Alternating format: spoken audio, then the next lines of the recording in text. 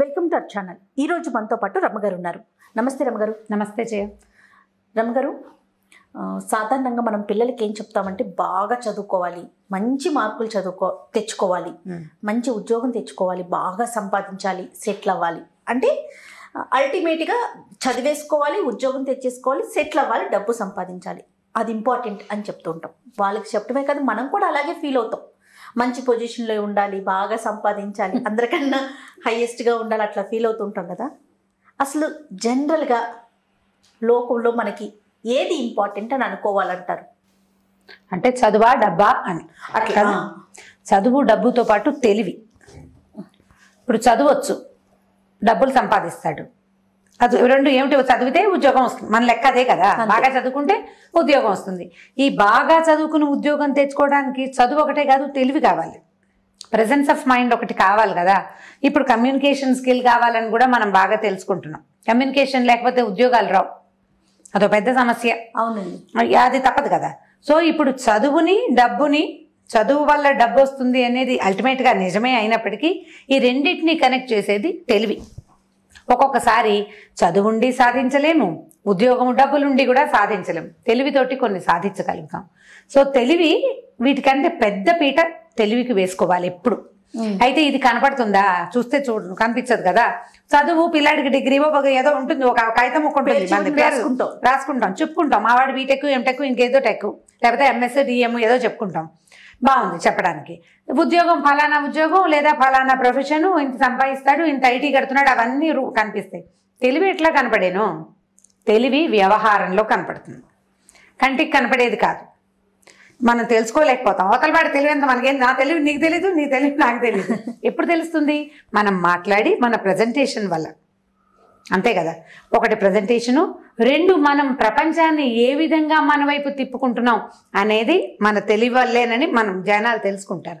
తెలివి కథలు బోలెడు నేను చెప్తాను జయ. మనం తెలివితోటే సాధించారు, తెలివితోటి సమయానుకూలంగా మాట్లాడి తమకు కావాల్సింది చేసుకున్నారు. అన్ని తెలివి గల వాళ్ళ కథలే. మనం కూడా మామూలు 50% ఏం చెప్పినా కూడా, ఎలాంటి కథ చెప్పినా అల్టిమేట్ గా పిల్లలకి తెలివితేటలు పెరిగే విధంగానే మాట్లాడుకోవాలి. మనం అదే చెప్పాలి, పిల్లడికి తెలివి పెంపొందించే మార్గంలోకే తీసుకెళ్ళాలి. ఈ వివేకం అమ్మబడు లాంటి కథలు కూడా అలాంటి కథలే. నేను ఎవరో ఒక ఆవిడ అడిగారు, ఆ కథ కనపట్టలేదు అని. వివేకం అమ్మబడును అనే ఉంది దాని క్యాప్షన్, నాకు గుర్తుండి తమ్నేల్ అదే ఉంది. ఆ పేరుతో వెతికితే దొరుకుతుందేమో మరి. అయితే ఈ తెలివితేటల మీద మనం చెప్పిన పదుల సంఖ్యలో కథల్లో ఇంకో కొత్త కథ చెప్తాం తప్పకుండా. ఒక ఊళ్ళోనట ముగ్గురు ఫ్రెండ్స్ ఉన్నారు. ఈ ముగ్గురు ఫ్రెండ్స్లో ఒకడికి చాలా ఆస్తి ఉంది, ఒక జమీందార్ గారు అబ్బాయి, అతను పెద్దవాడు. ఒకడు రెండోవాడు విద్వాంసుడు, చాలా చదువుకున్నాడు. అతనికి మామూలు చదువులు కాకుండా ఆ రోజుల్లో, పాతకాలం రోజుల్లో ఇంద్రజాలము, మహేంద్రజాలము అలాంటి విద్యలు ఉండేవి. అంటే ఇంద్రజాలం అంటే మ్యాజిక్ లాంటివి, అవి కూడా అతనికి వచ్చు రెండోవాడు. మూడోవాడికి పెద్ద డబ్బులు లేవు, వాడు పెద్ద చదువుకోను లేదు. కానీ వీళ్ళిద్దరికీ బాల్య స్నేహితుడు. వాడు మహా తెలివైన వాడు, సమయస్ఫూర్తి ఉంది వాడికి, యుక్తిపరుడు. ఏ ప్రాబ్లం వచ్చినా ఒక ప్లాన్ చేసి తప్పించుకోవటం, లేదా ప్లాన్ చేసి ముందుకెళ్ళటం, ప్లాన్ చేసి సమయానుకూలంగా పరిస్థితిని తనకు అనుకూలంగా తిప్పుకోవటం వాడికి తెలుసు. ఈ డబ్బులున్న ఆయన, ఈ చదువుకున్న ఆయన ఇద్దరు కూడా కొన్ని సందర్భాల్లో ఇతని మీద డిపెండ్ అవుతూనే ఉండేవాళ్ళు. కాకపోతే ఎంత యుక్తిపరుడైనా సమయాన్ని బట్టి వాడికి డబ్బులు అవసరం అవుతాయి. వాడికి ఏ చదువుకున్న వాడి సంతకమో అవసరపడుతుంది. ఇవి రెండు అవసరాలు కదా. అయితే ఏమైందంటే వీళ్ళు ముగ్గురు యుక్త వయసులో ఉన్న వాళ్ళే, 20-25 ఏళ్ల వయసు ఉంది. అయితే నేను ఎక్కువ అంటే నేను ఎక్కువ అని వాదించుకుంటూ ఉండేవాళ్ళు. డబ్బులు ఉండాలి రా దేనికైనా. అంటే ఇప్పుడు ఒక ప్రాబ్లం వచ్చింది, డబ్బులతో సాల్వ్ అయింది అనుకో, ధనవంతుడు ఏమంటాడు? డబ్బు ఉండాలిరా, మనిషి అన్నవాడు డబ్బు సంపాదించాలంటాడు. చదువుకున్న వాడు ఏమంటాడు? చదువు ఉండాలిరా, చదువు వల్లే ఏదైనా సాధ్యపడుతుంది అంటాడు. ఇవి రెండూ కాదు, తెలివి ఉండాలి, ఈ రెండు ఉంటే సరిపోదు అంటాడు మూడోవాడు. అయితే ఏమైందట, ఆ దేశపు రాజకుమార్తె వివాహానికి వయసు వచ్చింది, యుక్త వయసు వచ్చింది, కానీ అమ్మాయికి పెళ్లి కాలే. ఆవిడ మగవాళ్ళని ఎవరిని నేను పెళ్లి చేసుకోను, అసలు మగవాడు నా దగ్గరికి రావడానికి వీల్లేదు, పురుష ద్వేషిని అని పేరు తెచ్చుకుంది. అమ్మాయికి మగవాళ్ళు ఇష్టం లేదు. ఓకే, అలాగని ఆడవాళ్ళు ఇష్టమా లాంటి పిచ్చి ప్రశ్నలు మాత్రం వేయకండి. ఈ రోజుల నాటి కథ కాదు, పాత కథ. అప్పటికి మనుషులుగానే ఉన్నారు, విపరీత పోకళ్ళు ఆనాడు లేవు పాపం. అయితే ఈ రాజుగారు అమ్మాయి పురుష ద్వేషి, ఎవరిని పెళ్లి చేసుకోదు, పెళ్లి చేసుకొని అంటుంది. సరే ఏమన్నారంటే, రాజుగారు ఒక ప్రచారం చేశారు, ఎవరైనా మా అమ్మాయిని ఒప్పించి పెళ్లి చేసుకుంటే వాడికి అర్ధరాజ్యం ఇస్తాను అని. సరే వీళ్ళేమనుకున్నారు, మనం ముగ్గురం ప్రయత్నం చేద్దాం. ధనవంతుడేమో ఆయన దగ్గర వింత వింత వస్తువులు ఎక్కడెక్కడి నుంచో తెప్పించిన వస్తువులు ఉన్నాయట. అవన్నీ యువరాణికి చూపించి ఆవిడని వశం చేసుకోవాలనుకున్నాడు, ఇంప్రెస్ చేద్దాం అనుకున్నాడు. రెండో ఆయన తన చదువు, తన శాస్త్ర పరిజ్ఞానం, తన తాలూకు మ్యాజిక్లు, ఇంద్రజాలం అవి వచ్చు కదా, వాటితో చేద్దాం అనుకున్నాడు. సరే వీళ్ళు ముగ్గురు పోయారు రాజుగారి దగ్గరికి. వెళ్ళి ముందు ఈయన ఏం చేశాడంటే డబ్బులు ఉన్నాయన తన దగ్గర ఉన్న వస్తువులని వాళ్ళ ఆ రాజకుమార్తె తాలూకు దాసీలకి చూపించాడు. మామూలుగా ఏమవుతుంది, రాజకుమార్తె అంటే పెద్ద అమ్మా నాన్నతో కలిసే ఉండరు, వాళ్ళు విడిగా ఉంటారు. వాళ్ళకి దాసీలు, పనివాళ్ళు, చేలికత్తెలు ఉంటారు. వాళ్ళు ఏదో అన్నీ చూసి ఫలానా ఆయన దగ్గర భలే వస్తువులు ఉన్నాయండి, వాళ్ళ ఇంట్లో ఎంత బాగున్నాయో, ఇలాంటి పువ్వు ఉంది, గాజుతోటి బొమ్మలు ఉన్నాయి వాళ్ళ దగ్గర అని చెప్పారు. చెప్పేసరికల్లా ఆవిడ ఏమడిగిందంటే, ఈ వస్తువులు ఎవరి దగ్గర ఉన్నాయని మీరు చెప్తున్నారు, ఆయన స్త్రీయా పురుషుడా అని అడిగింది. పురుషుడేనండి అన్నట్టు. పురుషుడి పేరు నా దగ్గర ఎత్తద్దు, నాకు పురుషులతో పని లేదని చెప్పింది ఆవిడ. నాకు పని లేదు, నేను వాడితో నేను మాట్లాడను, వాడిని నేను చూడను, వాడి దగ్గర ఉన్న వస్తువులు గంగలగలని నాకు అక్కర్లేదు, తీసుకుపోవద్దని. చూడ్డానికైనా వస్తే వశం చేసుకుందాం అనుకున్నాడు. ఏమి చూడడానికి కూడా ఆవిడ రానంది. సరే కొద్ది రోజులు ఏ డబ్బులు ఉన్నాయని మన సంగతి లాభం లేదులే, రాజకుమార్తె వద్దు, ఇంకో జమీందారు అమ్మాయిని చేసుకుందామని ఆయన ఊరుకున్నాడు. ఈ చదువుకున్న ఆయన ఈ రాజకుమార్తె భవనానికి దగ్గరలో ఒక పెద్ద మాయామహల్ లాంటిది ఒక బిల్డింగ్ ఒకటి అద్దెకి తీసుకుని అక్కడ రకరకాల విచిత్రమైన అంటే సైన్స్ ప్రాజెక్టులు అవి ఇవి పెట్టి అక్కడి నుంచి ఒక చిన్న పొన్న ఏమంటారు బట్టి మ్యాజిక్లు అవి చేస్తూ చుట్టుపక్కల జనాలందరినీ అట్రాక్ట్ చేశాడు. సరే ఇవి చూసి వచ్చిన దాసీలు మళ్ళీ రాజకుమార్తెకి చెప్పారు, ఆయన ఎవరో వాళ్ళు అక్కడ చాలా మ్యాజిక్లు జరుగుతున్నాయి, అమ్మగారు వెళ్ళి చూసొద్దాం, చాలా బాగుందిట, అసలు ఇలా ఒక గోలీ వేసి కొడితే పెద్ద బండరాయి కదిలిపోయిందండి వాళ్ళ ఇంట్లో, సైన్స్ చేస్తాం కదా ఫిజిక్స్లో అని చెప్పారు. చెప్పేసరికల్లా ఈ మాయలన్నీ చేసేవాడు పురుషుడా స్త్రీయా అని అడిగింది ఆవిడ. పురుషుడు అనగానే పురుషుడైతే నేను చూడను, నాకు వద్దు, మీరు చూడండి ఎంజాయ్ చేయండి, నేను చూడను, నాకు అక్కర్లేదు. ఓహో ఇదేదో లాభం లేదనుకున్నారు. రెండో ఆయన విద్వాంసుడు కూడా మన వల్ల కదలే అని సర్దుకున్నాడు.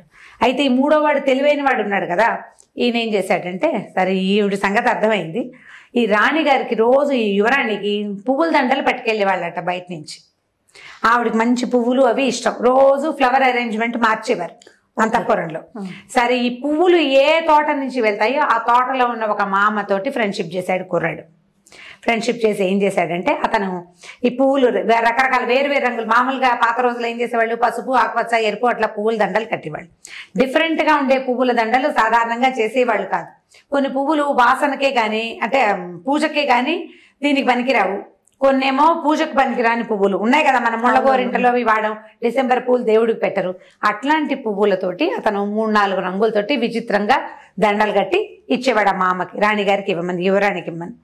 ఒక వారం 10 రోజులు ఆ దండలు పట్టుకెళ్ళింది. ఈ దండ కొత్తగా ఉందని వేరే కలర్స్ కాంబినేషన్స్ కనపడేసరికల్లా అమ్మాయికి నచ్చింది, కొత్తగా ఉంది కదా, రెగ్యులర్ గా చూసే పువ్వుల అరేంజ్మెంట్ కంటే కొత్తది ఒక బ్లూవో ఒక పర్పుల్లో చేరితే మనకు కూడా ఉత్సాహంగా ఉంటుంది. సరే ఆ అమ్మాయికి ఆవిడ కొంచెం ఉత్సాహం వచ్చాక వీడు ఏమన్నాడంటే, ఈసారి యువరాణి దండలు ఎవరు కట్టారని కనుక అడిగితే ఊరు నుంచి మీ అక్కయ్య కూతురు వచ్చిందని ఆ అమ్మాయి కట్టిందని చెప్పమని ఆ అవ్వకు చెప్పాడు. సరే ఈ అవ్వ పువ్వులు తీసుకెళ్లేసరికల్లా యువరాణి రోజు అడుగుదాం అనుకుంటున్నాను, అవ్వ దండలు ఎంతో బాగుంటున్నాయి, కొత్త దండలు, ఈ దండ ఎవరు కట్టారు, ఎక్కడి నుంచి నేర్చుకున్నామంటే నేను నేర్చుకోలేదు, మా అక్కయ్య కూతురు ఊరి నుంచి వచ్చింది అది కడుతుందని. మీ అక్కయ్య కూతురు తీసుకురావా, నాకు ఎంతో నచ్చింది, నువ్వు రోజు ఇంత చెండు తెచ్చిస్తున్నావు, ఆ అమ్మాయిని ఇక్కడే పెట్టుకుంటే నేను అన్ని పువ్వులతోటే అలంకారం చేయించుకుంటాను, నాకు ఎంతో నచ్చిందని అడిగింది. అడిగేసరికల్లా సరే ఇవి వచ్చి చెప్పింది, అవ్వచ్చు ఈ కుర్రాడికి రాణిగారు నీ కోసం అడుగుతుందో అనేసరికల్లా వీరేం చేశాడు, అమ్మాయిల వేషం వేసుకుని తేలిగ్గా అంతఃపురంలోకి వెళ్ళిపోయాడు. వెళ్ళిపోయేసరికల్లా సరే ఆవిడతో ఫ్రెండ్షిప్ అయింది. రోజు నేను ఎక్కువసేపు ఉండనండి, మా ఆయన ఒప్పుకోడు, ఒక 2-3 గంటలు ఉంటాను మీ దగ్గరని ఒప్పించాడు. అబ్బాయివే కదా తొందరగా వేషం బయటపడిపోతుంది. ఓ 2-3 అవర్స్ రోజు వచ్చి యువరాణికి రకరకాల పువ్వులు ఎలా కట్టడము అవి నేర్పించాడు. సరే ఆవిడ సరదాగా మాట్లాడుతుండేది. ఆ అమ్మాయికి ఈ కొత్త ఆలోచన విధానం ఉన్న అమ్మాయి నచ్చిందనమాట. కొంచెం ఫ్రెండ్షిప్ కుదిరింది. ఆడపిల్లలు అంటే ఇది పాత కథల్లో చెప్తుంటారు, ఇట్లా ఎవరితోటైనా ఫ్రెండ్షిప్ కొంచెం కుదరంగానే ఆలోచించకుండా తమ సంగతులు చెప్పేస్తారు. ఆడవాళ్ళ దగ్గర ఉంటుంది ఆ గుణం, చాలా తొందరగా తమ ప్రాబ్లమ్స్ ఓపెన్ చేసేస్తారు, గుంభనంగా ఉండరు. ఈ కొత్తగా వచ్చిన ఈ అమ్మాయి కాస్త ముద్దుగా కాస్త ఫ్రెండ్లీగా ఉండేసరికల్లా, ఏమంటే యువరాణి గారు మీరు ఎందుకంటే పెళ్లి చేసుకోకుండా ఉన్నారు, నేను మీ వయసు దానే, నాకు ఎప్పుడో పెళ్ళి అయిపోయింది, మీకు ఎందుకు పెళ్లి కాలేదంటే నేను ఎవరికి చెప్పలేదు, ఒక రహస్యం ఉంది, నువ్వు నాకు చాలా నచ్చావు అందుకని చెప్తున్నాను. ఇదివరకు పూర్వ జన్మలో నేను ఒక లేడీగా పుట్టాను, నేను మా ఆయన అంటే ఆడలేడీ మొగలేడీ మేమిద్దరం కలిసి వనవిహారం చేస్తుంటే ఒక వేటగాడు మమ్మల్ని పట్టుకున్నాడు. అప్పటికి నేను గర్భిణిని. అయితే పట్టుకునేసరికల్లా నేను వల్లో చిక్కుకుపోతే నా భర్త లేడి నన్ను వదిలిపెట్టేసి పారిపోయాడు. వాడు తప్పించుకున్నాడు. నేను గర్భిణినని, స్త్రీనని, నేను ఇక్కడ వీటికి దొరికిపోయానని, నన్ను ఏం చేస్తున్నాడో కూడా వాడు చూసుకోలేదు. వాడు పారిపోయాడు. నాకు అసహ్యం పుట్టింది మగవాళ్ళంటే. కాబట్టి నేను పెళ్లి చేసుకోకూడదని నిశ్చయించుకున్నా. మళ్ళీ ఆడపుట్టుకే పుట్టాను, దిక్కుమాల పుట్టక. అక్కడ లేడిగాను ఆడలేడినే. మనిషిగా పుట్టినా కూడా మనిషి అమ్మాయి పుట్టకే పుట్టాను. మగవాడిని అయితే బాగుండేది, నేను పుట్టలేదు, ఆ స్త్రీగా పుట్టాను కాబట్టి ఇక మగవాళ్ళతో పెట్టుకోకూడదు, వాళ్ళు ఇలా మోసం చేస్తారు. నేను కింద జన్మలో మగ లేడీ నన్ను మోసం చేసిందని చెప్పింది. చెప్పేసరికల్లా సరే వినేసి కుర్రాడు ఏదో ఆవిడని ఓదార్చి వెళ్ళిపోయాడు. వెళ్ళిపోయిన తర్వాత ఏం చేశాడు, మళ్ళీ ఊరు వెళ్ళిపోయానని అవ్వతోటి చెప్పించేశాడు.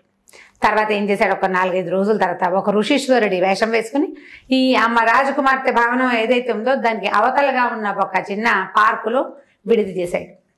స్త్రీద్వేషి స్వామివారు అని రాయించాడు బోర్డు. ఆడవాళ్ళని చూడను, కేవలం మగవాళ్ళనే చూస్తాను అని అనేసరికల్లా ఇదేదో వింతగా ఉంది కదా. దాంతో మగవాళ్ళంతా క్యూ కట్టారు. వచ్చిన వాళ్ళందరికీ విభూతి ఇస్తాడు, కుంకం ఇస్తాడు, ఇంకేవిడో అగరత్తులు ఇస్తాడు, గాల్లోంచి తీసి అందరినీ ఆశీర్వదిస్తున్నాడు. సరే రోజులు గడిచే కొందికి ఈ స్త్రీలని ఈయన ఎందుకు చూడడు అని జనాలకు బాగా ఉత్సుకతగా ఉండేది. ఎవరైనా కనుక్కోవాలి ఆ సంగతి. చూస్తే యోగీశ్వరుడు ముసలాయన కాదు, యంగ్గానే ఉన్నాడు. ఇప్పుడు యంగ్ యోగీశ్వరుడు ఏం చేయొచ్చు, ఏదో తపస్సు చేసుకోవచ్చు. స్త్రీ ద్వేషిని అని ఎందుకు పెట్టాడు బోర్డు, ఆసక్తిగా ఉంటుంది. సరే అక్కడి నుంచి ఏమైంది, రాజుగారు కూడా అంటే ఈ యువరాణి గారి తండ్రి కూడా వెళ్ళాడు ఆశీర్వచనం తీసుకోవడానికి. సరే ఈయనకి భస్మం ఇచ్చాడు, మీ ఇంట్లో ఆడవాళ్ళకి ఇవ్వండి అని కుంకుమ ఇచ్చాడు, మాట్లాడాడు. 2 రోజులు 3 రోజులు రాజుగారికి బాగా సరదాగా ఉంది, నచ్చాడు అనమాట ఈయన యోగీశ్వరుడు. అక్కడికి వెళ్తే ఏదో ప్రశాంతంగా ఉంది, ఏమీ లేదు. యోగీశ్వరులు వాళ్ళు ఉండే చోట ఏమవుతుంది, ఆటోమేటిక్గా వాళ్ళు ఏం చెప్తారో వినటం కోసం ప్రశాంతంగా ఉంచుతారు వాతావరణాన్ని. అక్కడికి వెళ్ళాక కబుర్లు చెప్పుకోవు, ఆయన ఏమైనా మంచి మాట చెప్తాడేమో విందాం అనుకుంటారు. ఒక కామ్నెస్ వస్తుంది వెదర్లోకి, వాతావరణంలోకి రాగానే మనకి ఉత్సాహం, అంటే అక్కడ చాలా బాగుంది, పీస్ఫుల్గా ఉందని తోస్తుంది అనుకుంటాం, నమ్ముతాం కదా. అట్లా అట్మాస్ఫియర్ ని బట్టి మన నమ్మకాలు ఉంటాయి. సరే రాజుగారు బాగా 3-4 రోజులు వరుసగా వెళ్ళాక ఏం చేశాడు, ఒకరోజు వాళ్ళ అమ్మాయిని చెప్పాడు, ఇట్లా నువ్వు పురుష ద్వేషం అయితే ఇది స్త్రీ ద్వేషం, మా స్వామివారు అది ఎంత యంగ్గా ఎంత బాగున్నాడో ఒకసారి నువ్వు చూడు, ఆయన చూసి దండం పెట్టుకో, కాకపోతే నువ్వు లోపల రావద్దు, ఆయన ద్వేషి కదా, బయట నుంచి చూద్దుగానే కూతుర్ని వెంబడి పెట్టుకొచ్చేది. సరే అమ్మాయి ఏం చేసింది, కిటికీ పక్కన నిలబడి దండం పెట్టుకోవడం కోసం నుంచుంది. తీరా ఈ రాజుగారు ఏం చేశాడు, స్వామివారి దగ్గర కూర్చుని, అయ్యా మీరు స్త్రీ ద్వేషం అన్నారు, ఎందుకండి ఇంత చిన్న వయసులో మీకు స్త్రీ ద్వేషం వచ్చింది ఏమిటి అని అడిగాడు. నేను ఎవరికి చెప్పలేదండి, మీకే చెప్తున్నాను. కింద జన్మలో నేను ఒక మొగలేడిని, నా భార్య గర్భిణి అయిందని దాన్ని నిదానంగా తీసుకెళ్ళి అటు ఇటు తిప్పుతున్నాను. ఒకరోజు సాయంత్రం ఒక వేటగాడు వలపన్నాడు, నా భార్య నన్ను వదిలిపెట్టి వెళ్ళిపోయిందండి. ఆడది వెళ్ళిపోయింది, అయ్యో నేను ఆడదాన్ని కడుపుతూ ఉన్నాను, నా భర్తను వదిలేసేస్తే వెళ్ళిపోతే ఎట్లా అని ఆలోచించలేదు, నేను వేటగాడికి దొరికిపోయాను, నన్ను అక్కడ వదిలిపెట్టి నా భార్య పారిపోయిందండి. అంటే అది ఎందుకు వెళ్ళిపోయింది, అది ఆడలేడు కదా, తన గర్భాన్ని రక్షించుకోవడానికి వెళ్ళిపోయి ఉంటుంది. భర్త కంటే గర్భం ఇంపార్టెంట్ అండి, నేను కదా ఇంపార్టెంట్, నన్ను వదిలిపెట్టేసింది అని చెప్పాడు. చెప్పేసరికల్లా ఈ పక్క నుంచి వింటుంది యువరాణి ఒళ్ళు మండిపోయింది. అదేమిటి, వీడు నా భర్త అయితే నేను కదా, నన్ను కదా వేటగాడు పట్టుకుని చంపేసింది. గబగబా లోపలికి వచ్చేసింది. వచ్చి ఏమయ్యా ఇంత అబద్ధం ఆడతావా నువ్వు, నేను దొరికిపోయాను, నన్ను వేటగాడు కొట్టి చంపేశాడు, అది చచ్చిపోయే నేను ఇక్కడ పుట్టాను, నిన్ను పట్టుకున్నాడని నన్ను వదిలేశాడని చెప్తావేమిటి నువ్వు దొంగ మాటలు అంది. అని అనేసరికల్లా అతన్నాడు, కాదు అవతల ఇంకో కూర్చుకున్నాడు, నేను దొరికిపోయాను, నీకేం తెలుసు నేను ఎంత కష్టపడ్డాను అన్నాడు. అని ఇద్దరు ఒక 2 నిమిషాలు బాధించుకున్నాక ఆ అమ్మాయికి ఏమనిపించింది, వదిలేసి వెళ్ళిపోయాడని తిట్టుకుంటున్నాను కానీ వీడు కిందటి జన్మలో కూడా నా మొగుడే, ఇంత దూరం ఇక్కడికి వచ్చాడంటే నా కోసమే వచ్చి ఉంటాడు అని అనుకుని ఆ కొంచెం రియలైజ్ అయిందనమాట. కాస్త ఆలోచించుకుని సరేలే అప్పుడు వదిలేసి వెళ్ళావు, నేను వదిలేసి వెళ్ళలేదంటాడు వాడు, నేను వదిలేసి వెళ్ళలా, నన్ను కూడా పట్టుకున్నాడు వాడు, నేను దొరికిపోయాను వాడికి అని చెప్తున్నాడు, ప్రగాఢంగా నమ్మిస్తున్నాడు అనమాట. సరే నువ్వు అప్పుడు వదిలేసావు, ఇంకెప్పుడు వదిలిపెట్టి వెళ్ళబోక ఇప్పుడు ఇక్కడే ఉండి నువ్వు నన్ను పెళ్లి చేసుకో, ఈ యోగీశ్వరుడు యతీశ్వరుడు స్త్రీద్వేషి వేషం తీసేసి అని చెప్పింది. చెప్పేసరికి రాజుగారు ఇదే సందు దొరికిందే ఛాన్స్ అని ఏం చేశాడు, అయ్యా పాదాలు పట్టుకున్నాడు, మా అమ్మాయిని పెళ్లి చేసుకోండి, అసలు ఈ అమ్మాయి పురుషద్వేషి పెళ్లి చేసుకుంటానంటుందంటే పురుషద్వేషం కాదు, మీ అమ్మాయి కింద జన్మలో ఉన్న భర్తను ద్వేషిస్తోంది, బహుశా ఆ భర్త నేనే అని చెప్పి వాళ్ళిద్దరు ఏం చక్కగా నవ్వు మొహాలు పెట్టుకున్నారు, మొత్తానికి పెళ్లి చేసుకున్నారు. ఇంతకీ అది నిజం కానే కాదు, వీడు తెలుసుకుని చేశాడనమాట ఈ కథ. రాణిగారు యువరాణి పెళ్ళైపోయింది, కిందటి జన్మ జ్ఞాపకాలు ఎవరికి ఉంటాయి, ఆ అమ్మాయికి ఏదో కాలో ఓహో వచ్చింది, ఆ వచ్చిందా అని నమ్మింది. ఇప్పుడు రేపొద్దున ఆవిడ నిజం భర్త వస్తే ఏమవుతుంది, అవన్నీ కథలే మనకు తెలీదు. పెళ్ళైపోయింది. పెళ్ళైపోయాక ఏముంది, 1 సంవత్సరం 2 ఏళ్ళు తిరిగే సర్కాలు కొడుకో కూతురు పుట్టారు. ఆవిడ పిల్లల సంరక్షణలో పడి వీడు నిజంగా కింద జన్మలో తన మొగుడేనా కాదా అన్న ఆలోచనే చెయ్యలేదు. సర్దేసుకుంది అనమాట. ఈ వీడి ఫ్రెండ్స్ ఇద్దరు, అవురా వీడి తెలివితేటలు, ఇలాంటి దాన్ని ఎలా లైన్లో పెట్టి ఎట్లా చేసుకున్నాడు, ఈ బ్రహ్మరహస్యం ఎవరికి తెలీదు. రాజుగారికి తెలుసు, యువరానికి తెలుసు, మునీశ్వరుడికి తెలుసు. అంతే. వీళ్ళు ముగ్గురు కలిసి మాట్లాడుకున్నారు. చివరికి పెళ్ళైపోయింది. రాజుని మన అల్లుడు గారు కొంచెం లైన్లో పెట్టారు మరి, ఇది బ్రహ్మరహస్యం ఎవరికి చెప్పకూడదు, మా జన్మ రహస్యాల కింద జన్మలో మేమిద్దరం లేయడం అంటే మీ ప్రజలంతా నవ్వుతారని ఒప్పించాడు.